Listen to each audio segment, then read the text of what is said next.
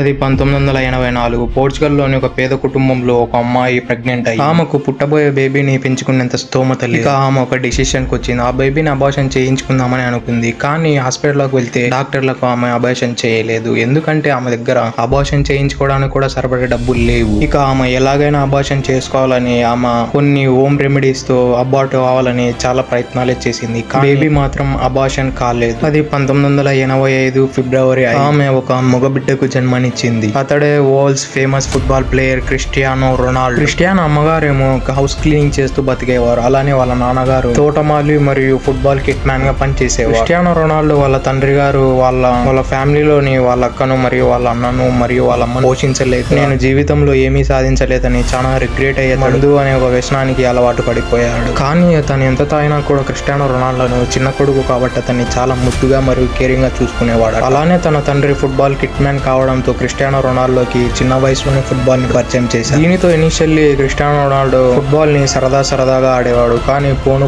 అదొక వ్యసనంగా మార్చుకొని ఇక క్రిస్టియానో రొనాల్డో ఫుట్బాల్ కి ఎంతగా బానిస అయిపోయాడంటే అతడి దగ్గర సరిగ్గా ఒక ఫుట్బాల్ ఉండేది కాదు. కానీ అతడు గుడ్డ పేలికలన్నీ పోగు చేసి అతడు ఆ బాల్ తోనే రోడ్ల మీద ఆడేవాడు. అలానే అతడికి కాళ్ళకు షూస్ కూడా ఉండేవి కాదు ఇనిషియల్ స్టేజ్ అయినా క్రిస్టియానో రొనాల్డో ఫుట్బాల్ ని చాలా ప్యాషనేటెడ్ గా ఆడేవాడు. ఇదంతా చూసిన వాళ్ళ తండ్రి గారు అయితే తను పనిచేస్తూ ఉన్న ఆండ్రోనా ఫుట్బాల్ క్లబ్ లో జాయిన్ చేశాడు. క్రిస్టియానో రొనాల్డో వాళ్ళ తండ్రి గారు అదే క్లబ్ లో కిట్ మ్యాన్ గా పనిచేసేవారు. దీన్ని చూసి అక్కడ చుట్టుపక్కల వాళ్ళు క్రిస్టియానో రొనాల్డోని చాలా ఎగతాళి చేసేవారు.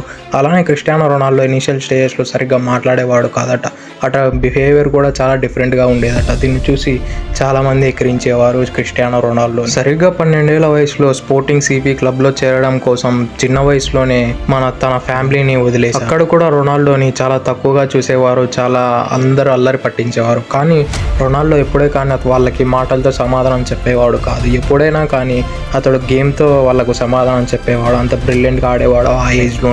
రొనాల్డో 14 ఏళ్ల వయసులో ఉన్నప్పుడు తన స్కూల్లోని ఒక టీచర్ తన పేదరికం గురించి తప్పుగా ట్రీట్ చేసి తప్పుగా మాట్లాడడంతో అతడి కోపం తట్టుకోలేక అక్కడున్న చైర్తో ఆమెను కొట్టిపడేశాడు. దానితో క్రిస్టియానో రొనాల్డోకి చదువుపైన ఇంట్రెస్ట్ పోయింది. ఇక రొనాల్డో మాత్రం ఇదే best chance world best footballer కావడానికని ఫుట్బాల్ పైనే చాలా ఫోకస్ పెట్టి చదువును మొత్తం వదిలేశాడు. ఇది విన్న వాళ్ళ అమ్మగారు కూడా యాక్సెప్ట్ చేసి ఓకే అని చెప్పింది. ఇంకా అక్కడి నుంచి క్రిస్టియానో రొనాల్డో తనకు వచ్చిన ప్రతి ఛాన్స్ ని పూర్తిగా ఉపయోగించుకోవాలని అతడు చాలా హార్డ్ వర్క్ గా ప్యాషనేటెడ్ గా ఉండేవాడు. అలానే తన బాడీని కూడా హై లెవెల్లో ట్రైన్ చేసేవాడు. అది ఎంతలా ట్రైన్ చేసేవాడంటే కొన్నిసార్లు పొద్దున మొదలు పెడితే ఈవినింగ్ వరకు కంటిన్యూస్ గా ట్రైన్ చేసేవాడు. ఎందుకంటే ఫుట్బాల్లో మ్యాచ్ అయిపోయేసరికి ఒక ప్లేయర్ అట్లీస్ట్ 10 కిలోమీటర్స్ ఉన్న రన్ చేస్తారట. కాబట్టి క్రిస్టియానో రొనాల్డో దాన్ని దృష్టిలో పెట్టుకొని అట్ ద ఏజ్ ఆఫ్ 15-16 ఏజ్లోనే అతడు అంత అగ్రెసివ్గా ఉండేవాడు. ఇక అంతా బాగుంది, రొనాల్డో మంచిగా పర్ఫామ్ చేస్తున్నాడని ఈ టైంలో రొనాల్డోకి ఒక గుండె జబ్బు వచ్చింది. అది ఏమిటంటే ఏ పని చేయకుండా తన గుండె ఎక్కువగా ఫాస్ట్గా కొట్టుకుండేది.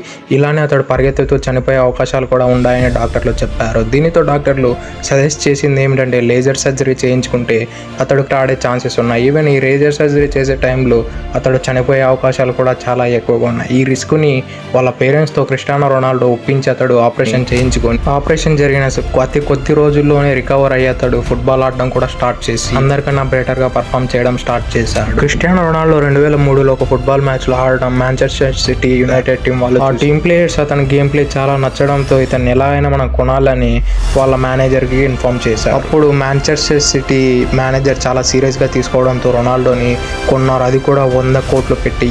దీనితో రొనాల్డో పేరు మొత్తం మారుమోగిపోయింది వరల్డ్ వైడ్ మొత్తం. 2005లో క్రిస్టియానో రొనాల్డో 22 ఏళ్ల ఏజ్ లో మద్యానికి బానిసైన తన తండ్రి మరణించాడు. అయితే ఆ రోజే రష్యా వర్సెస్ పోర్చుగల్ మ్యాచ్ ఉండడంతో ఆ బాధను మొత్తం క్రిస్టియానో రొనాల్డో దిగమింగుకొని ఆ కసిని మొత్తం ఫుట్బాల్ మీద చూపించి ఆ మ్యాచ్ లో అతడు ప్లేయర్ ఆఫ్ ద మ్యాచ్ గా నిలిచాడు. ఇక రొనాల్డో గేమ్ విషయానికి వస్తే ఏ ప్లేయర్ అయినా ఏ చేతి వాటగల ప్లేయర్ అయితే ఆ కాలుతో చాలా బాగా ఆడతాడు. కానీ మన రొనాల్డో మాత్రం అది ఏదీ లే, 2 కాళ్ళతో అద్భుతంగా ఆడి ప్రత్యర్థి వెన్నులో వణుకు పుట్టిస్తాడు. అలానే రొనాల్డో ఫుట్బాల్ లో one of the fastest player. Literally అతడు 33 km/h వేగంతో పరిగెడుతూ ఉంటాడు. అలానే తన ఫేవరెట్ షాట్ అయిన హెడ్ షాట్ అయితే లిటరల్లీ ఆ షాట్ కొట్టడానికి బాస్కెట్ ప్లేయర్స్ కన్నా చాలా ఎత్తు ఎగురుతాడు క్రిస్టియానో రొనాల్డో. అలా హై జంప్ చేస్తూ తలతో దాదాపు క్రిస్టియానో రొనాల్డో 150 గోళ్లు కొట్టాడు ఇప్పటి వరకు అతడి ఫుట్బాల్ హిస్టరీ. అలానే క్రిస్టియానో రొనాల్డో పెనాల్టీస్ లో కొట్టే కిక్ అయితే దాదాపు 132 km/h స్పీడ్ తో కొట్టగలడు. ఇక గేమ్ లో క్రిస్టియానో రొనాల్డో దగ్గరికి బాల్ వచ్చిందంటే అది డెఫినెట్లీ అది గోల్ కొట్టేలా అంత అద్భుతంగా ఆడతాడు క్రిస్టియానో రొనాల్డో. ఇక ఇవన్నీ పక్కన పెడితే మాట్లాడితే క్రిస్టియానో రొనాల్డో అతన్ని లవ్ చేసే ఫ్యాన్స్ ని కూడా ఇతడు కూడా అంతే రెస్పెక్టబుల్ గా లవ్ చేస్తాడు. దీనికి ఎగ్జాంపుల్ గా నేను ఒక ఇన్సిడెంట్ చెప్తా విను. ఒక మ్యాచ్ లో క్రిస్టియానో రొనాల్డో అగ్రెసివ్ గా ఒక కిక్ చేస్తే అది క్రౌడ్ లో కూర్చున్న ఒక అబ్బాయికి తగులుతుంది. అతన్ని గుర్తు పెట్టుకుని మరి మ్యాచ్ అయిపోయిన తర్వాత అతడి దగ్గరికి వెళ్ళి అతడు సైన్ చేసిన ఒక జెర్సీ ఇచ్చాడంటే అది చెబుతుంది అతని గ్రేట్నెస్ ఏందో అని. క్రిస్టియానో రొనాల్డో సాధించిన అవార్డుల విషయానికి వస్తే one of the prestigious award అయిన బెలానో అవార్డ్ ని దాదాపు 5 సార్లు గెలుచుకున్నాడు. ఫుట్బాల్ హిస్టరీలో ఏ ప్లేయరే కానీ ఒక్కసారి గెలుచుకోవడం అంటేనే దాన్ని చాలా బిగ్ థింగ్ గా చూస్తారు. అటువంటిది రొనాల్డో ఏకంగా 5 సార్లు గెలిచాడు. అలానే FIFA best men's player award కూడా 2 సార్లు గెలిచాడు. అలానే గోల్డెన్ బూట్ అవార్డు కూడా దాదాపు 4 సార్లు గెలిచాడు. ఇదైతే ఒక యాన్యువల్ ఇయర్ లో ఎవరైతే హైయెస్ట్ గోల్స్ కొడతారో వాళ్ళకి గోల్డెన్ బూట్ ఇస్తారు. అలానే UAE player of the year గా 3 సార్లు గెలిచాడు. ఇక రొనాల్డో రికార్డుల విషయానికి వస్తే అతడు ఆడే ప్రతి లీగ్ అతడే టాప్ గోల్ స్కోర్. అలానే ఈ 2024లో కూడా దాదాపు 135 గోళ్లు కొట్టి మెన్స్ ఫుట్బాల్ ఇంటర్నేషనల్ ప్లేయర్స్ లో one of the leading goal scorer గా ఉన్నాడు. ఇప్పుడు క్రిస్టియానో రొనాల్డో ఇనిషియల్ స్టేజెస్ లో ఇంత బాగా మంచి పర్ఫార్మెన్స్ అందించిన తర్వాత 2018లో పోర్చుగల్ నేషనల్ టీమ్ కు అతడు కెప్టెన్ గా ఎన్నికయ్యాడు. అతడు కెప్టెన్ గా ఎన్నికైన తర్వాత కూడా అతడు ఇనిషియల్ డేస్ లో ఎలా అయితే బాడీని ట్రైన్ చేశాడు, ఈవెన్ కెప్టెన్ గా ఎన్నికైన తర్వాత ఎన్నో అవార్డులు సాధించినా కూడా అతడి బాడీ ఫిట్నెస్ అయితే ఏమాత్రం తగ్గలేదు. అతడి ట్రైనింగ్ కూడా అలానే టాప్ నాచ్ లో చేసేవాడు. దీనిపైన మీకు ఒక బెస్ట్ ఎగ్జాంపుల్ చెబితే రొనాల్డో బాడీ ఏజ్ వచ్చేసి 39 ఉంది. అలానే బయలాజికల్ ఏజ్ వచ్చేసి కేవలం 23 మాత్రమే అతడి ఏజ్. ఇది చెబుతుంది తన బాడీని ఎలా ట్రైన్ చేశాడో అని. అందుకే అతడు వరల్డ్ లోనే one of the best football player గా నిలిచి ఉన్నాడు. రొనాల్డో ఇనిషియల్లీ ఎక్కడ కానీ డబ్బు గురించి ఆలోచించకుండా ఫుట్బాల్ ఆడాడు. కానీ ఇప్పుడు చూస్తే అతడికి ఏకంగా 200 మిలియన్ నుంచి 285 మిలియన్ వరకు పర్ ఇయర్ అతడు అన్ని డిపార్ట్మెంట్ లో సంపాదిస్తున్నాడు. అంతేకాదు CR7 అనే ఒక బ్రాండ్ ని ఎస్టాబ్లిష్ చేసి అతడు ఆ బ్రాండ్ లో పర్ఫ్యూములు మరియు షూస్ ని కూడా రిలీజ్ చేశాడు. అంతేకాదు అతడికి ఇంకా సోషల్ మీడియాలో కూడా చాలా మంచి ఫాలోయింగ్ ఉంది.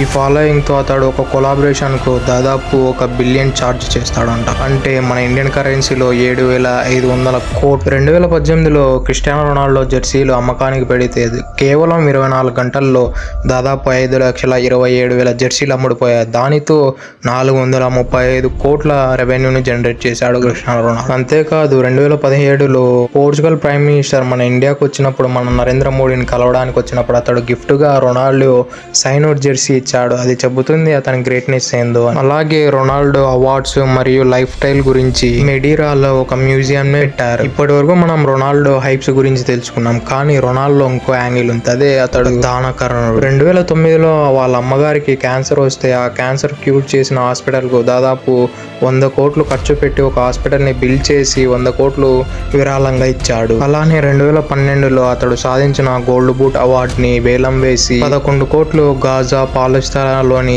చిన్నారుల చదువులకు ఉపయోగించారు. అలానే పోర్చుగల్ దేశంలో 2020లో కోవిడ్ వచ్చినప్పుడు కూడా రొనాల్డో దాదాపు 1 మిలియన్ యూరో దానం చేశాడు. అంటే మన ఇండియన్ కరెన్సీలో దాదాపు 89 కోట్లు. అంతేకాదు రొనాల్డో కంటిన్యూస్ గా బ్లడ్ డొనేట్ కూడా చేశాడు. దానికోసం అతడు తన బాడీ పైన ఏ ఒక్క టాటూ కూడా పొడిపించుకోలేదు. That's it for today. ఇలాంటి మరెన్నో వీడియోల కోసం మన ఛానల్ సబ్స్క్రైబ్ చేసి డైలీ ఫాలో కండి. Thank you. Have a nice day.